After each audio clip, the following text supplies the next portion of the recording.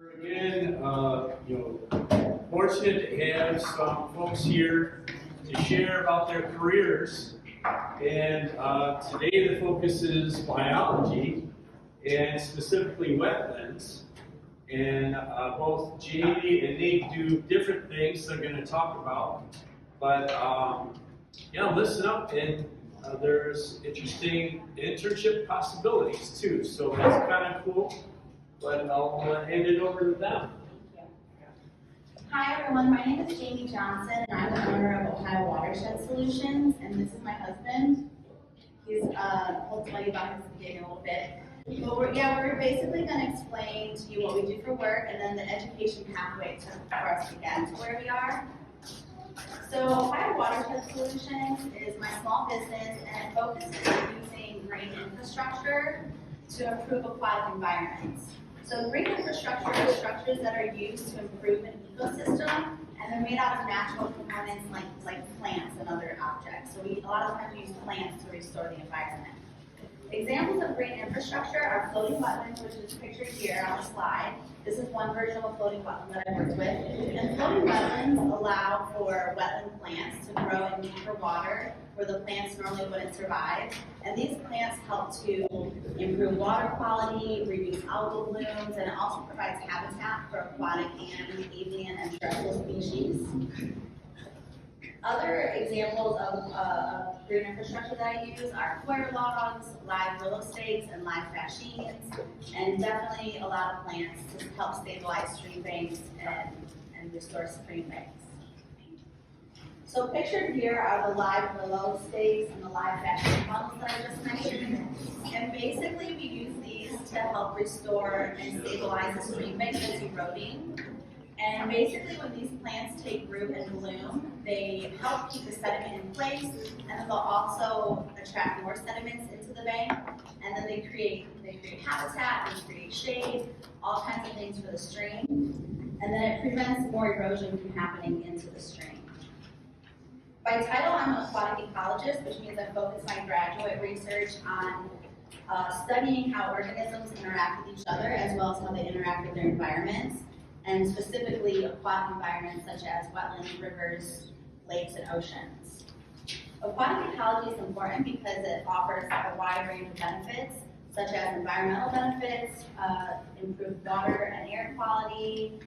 It helps increase species biodiversity, economic benefits such as cost and energy savings, job creation, and increased property values, and social benefits such as improved health, educational opportunities, and aesthetic improvements.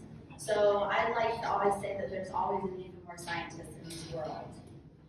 The schooling I went through to get here started with getting a bachelor's degree in biology.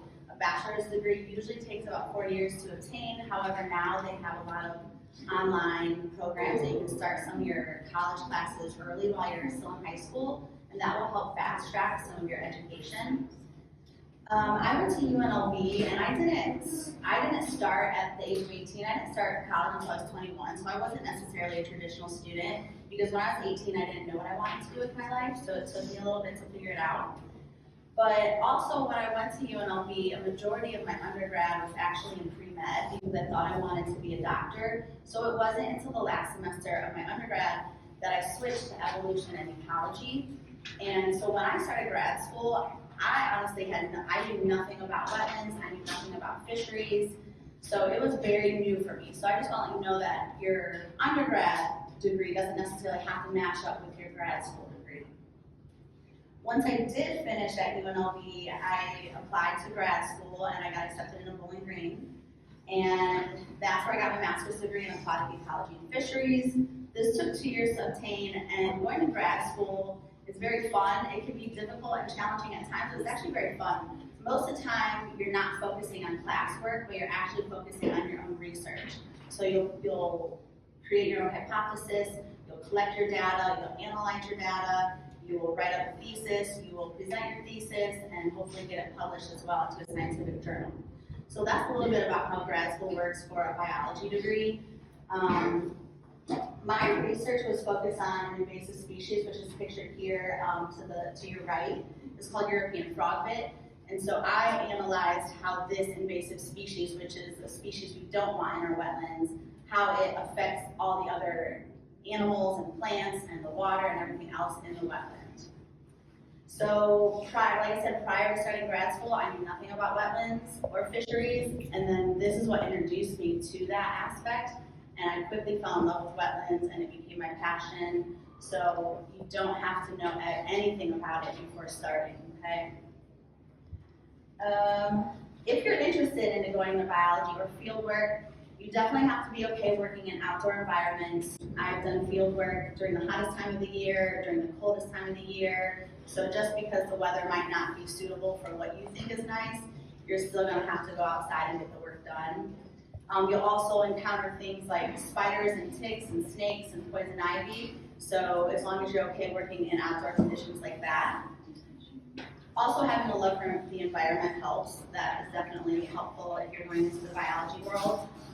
Other than the physical aspects of it, I would say being a self-motivated go-getter is a big plus, and having a good work ethic. Because oftentimes in grad school and beyond, you're gonna be your own boss. I didn't have anybody supervising me when I was collecting my field work. I would have field techs helping me, but really it was me being my own boss, deciding what to do, when to do it, how to do it, all that kind of stuff. So as long as you can stay on task, make sure you're paying attention to deadlines and meeting these deadlines, you'll definitely want to have that kind of motivation and work ethic behind this. Before I let Nate take over, I also want to discuss some of the jobs we've had post-grad school, because you can go into the government sector or you can go into the private sector. So first, I went into the government sector and I worked for soil and water conservation districts. So I worked for Erie County and then I also worked for Cuyahoga County. I really loved these jobs. They were very rewarding. However, I was starting to kind of find issues with working for the government. There's red tape and certain things that prohibit you from getting your work done. So I figured maybe I'll try the other side of the coin and I'll try private sector. So I went into environmental consulting with a company in Toledo, and I did not like that job. I felt like they were maybe not the best company to work for, doing some shady activities with the EPA, and it was basically going against my morals of why I chose to work for the environment. So I quit that job, and that's what catapulted me into starting my own business, because at the end of the day, I realized I just wanted to be my own boss, and I wanted to do what I love the most, which is floating wetlands like you see here, helping homeowners if they're experiencing issues with their river and stream, things like that. So that's really why I kind of chose to start my own small business. So basically, while ending my little part here, I just want to remind you guys that you don't have to have everything figured out right now. I had no idea what I wanted to do with my life when I was your age. I didn't start college until I was 21. I didn't start grad school until I was 30. So don't feel that pressure of you need to know what you're doing right now, because it takes a little bit of figuring it out along the way. So don't get frustrated with this process of finding that career path. You can change your mind, it's never too late. But then, yeah, as long as you just have that focus and that drive, that will really help you be successful in whatever niche or passion that you find yourself into. All right, you want to take over? Sure.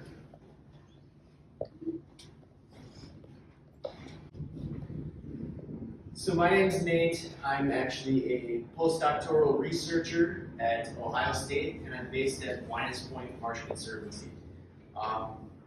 Winus Point Marsh Conservancy is actually a nonprofit organization that actually derived and came from the oldest operating duck hunting club in America. It actually goes all the way back to 1856, when members of the shooting club actually formed the organization. These folks were really interested in things like natural history, and in fact, a lot of them actually founded Ohio's Natural History Museum. So it really has some deep roots into understanding the ecology of the system. So where I come in is I actually am an individual that works with Winus Point staff, Ohio State staff, as well as Ohio Division of Wildlife. And ultimately, what I do is I study bird populations, and my main project is understanding what benefits the H2 Ohio program has on these waterfowl species. If you look at these pictures, I'm guessing almost none of you have seen this bird that's in the top left. It is actually a king rail, which is a state-listed endangered species that we actually got to put a telemetry transmitter on to see where it goes. Picture on the right is actually a Lake Erie marsh in Sandusky Bay. As you can see on the bottom, that is a harmful algal bloom from this year. As you can see, that pea soup green, very toxic algal bloom in which the H2 Ohio program is trying to limit some of that. So we're actually looking at what these wetlands do and how they function. On top of that, I coordinate and I help out with a lot of other research projects. If you look here, I've got a black duck with a telemetry transmitter on it. What we'll do is we'll actually trap these birds. We actually use a bunch of corn in order to trap them. And we put a transmitter on them, and then we can actually track where they go throughout the world. A lot of these ducks actually go up into the boreal forests like Newfoundland, Canada. And from these transmitters, we can actually track what they're doing, whether these hens are sitting on a nest, whether they're following ducklings around or leading ducklings. And actually, we can also track all their migration patterns. On top of that, we do a lot of duck banding out there, and we have lots of volunteer opportunities within our organization. If you're interested in doing things like duck banding and coming out, we'd be happy to have a lot of people. We need hands because lots of times, like this picture on the far right, we have the duck trap, which has approximately 100 ducks that we'll have to take out, and we put on individually numbered bands so that if the band is recovered, we know where it came from and where it's gone as well. On top of that, as being part of the Winans Point Marsh Conservancy, there is a good part of my job that is involved in the shooting club aspects. So I am a duck hunting guide as well as part of my job. So as you can see from these pictures, you got my dog Nala. She's a very good girl. She really likes going duck hunts with us. We do have a lot more things along with this. So ultimately, I would say if you guys were interested in something like hunting or fishing, this is a very good field to go into because a good part of what I do is, trying to better understand these organisms to pass on the hunting and fishing tradition to future generations. My education background, so I actually got my Bachelor's of Science from Bemidji State University, which is in northern Minnesota. And then I moved down to Bowling Green, Ohio, where I got my master's as well as my doctorate. That's where I met my wife. And then I've also been a duck hunting guide for the last 8 years as well. However, our technicians that we hire 8 to 10 technicians every single year, which is basically the entry-level biology type of job. They typically have their Bachelor of Science in some wildlife-related field, but they could also just be working their way towards that. It's very easy to start getting your foot in the door as early as within high school. We also have a high school internship program in which we are having common terns, which is another state-listed species, and you're banding them and understanding what the nest success are across some of these floating platforms that we have for nesting activities. Very easy to actually get into if you are so motivated to do so. You just gotta have the right motivation to do so. Like my wife said, you will have a lot of times in this field of having either odd hours. So my technicians a lot of times wake up at 3:30 in the morning to start surveys by 5. Or they could even be late at night. And it could be adverse conditions. We work in wetlands, there's lots of mosquitoes, but luckily they make bug spray for that. And with that, I just want to open it up to if anybody has any questions for things if we have some time. It's a great field to get into. I have fun every single day that I go to work. It's always different.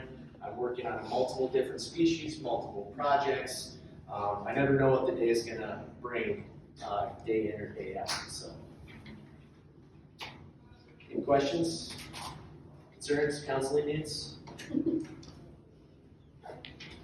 Any questions, anybody? Sound interesting to anybody? So if you are curious at all about that, make a note on your sheet so we can help you follow up with trying to get connected, especially the internship idea. That would be amazing for some of you guys. So let's give them a hand for coming out here.